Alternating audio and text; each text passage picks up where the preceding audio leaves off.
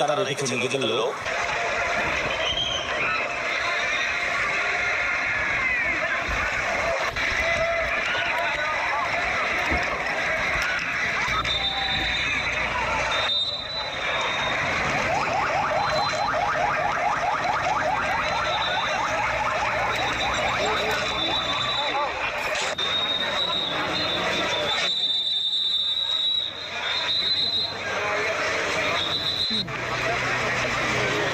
ধানের পক্ষে কাজ করতেছে দুজনই অফিসার না, তার মানে কাজ চেক করলাম লেখা আছে দুজনই অফিসার।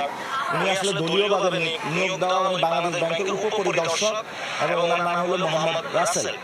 এবং সেখানে আমি অনেক করে দেখলাম যারা ভোট দিয়েছে হাতে চিহ্ন আছে তারা কেন্দ্র থেকে বের হচ্ছে না।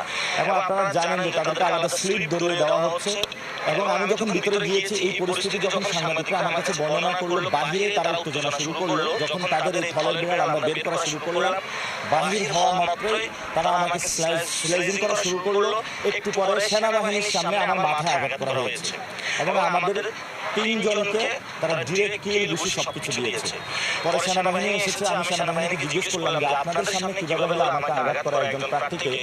তারা আমাকে বললো যে ঠিক আছে আপনি দ্রুত বের হয়ে যান। এবং যখন বের হচ্ছিল পুরো এলাকার মানুষ তারা জড়ো করে ফেলেছে এবং বাহির থেকেও তারা সন্ত্রাসী নিয়ে এসেছে। ওরা আমাদেরকে সেখান থেকে সেনাবাহিনী উদ্ধার করে নিয়ে আসে।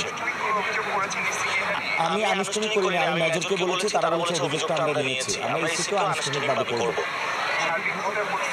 সার্বিক ভোটের পরিস্থিতি হলো অনেক জায়গায় মানুষ স্বতঃস্ফূর্তভাবে ভোট দিচ্ছে এবং সব দিকে শাপলা করে একটা জোয়ার উঠেছে, যার কারণে তারা ভীত সন্ত্রস্ত হয়েছে। তো আমরা শুনেছি যে অ্যানেক্স ভবনে হলো আমাদের এজেন্টকে ঢুকতে দেয় নাই, শান্তি বাজারের ওইদিকেও তারা যখন আমার উপর আঘাত করা হয়েছে কোনো উদ্যোগ নেয়নি। এবং যে আমাকে ডিরেক্ট মেরেছে ক্যামেরার সামনে প্রুফ আছে, তাকে এখনো গ্রেফতার করা হয়নি। একটা হলো আমাদের জোটগতভাবে একটা সিদ্ধান্ত নেব, আমরা পুরো বাংলাদেশে কি হচ্ছে আমরা দেখেছি যে প্রথমে সিল মেরে রেখে দেওয়া হয়েছে অনেক জায়গায় এবং ধানের সিল মেরে দেওয়া হয়েছে।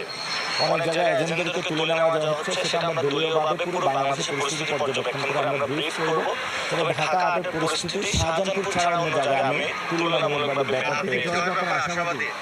ইনশাল্লাহ আমরা জয়ের ব্যাপারে আশাবাদী এবং সবাই আমাকে বলতেছে ভোটটা নাসিরউদ্দিন পাটোয়ারিকে দিচ্ছে না। আমাকে একটু আগে হামলা করা হয়েছে, আমরা এই কেন্দ্রটি হচ্ছে সবচেয়ে ক্লোজ।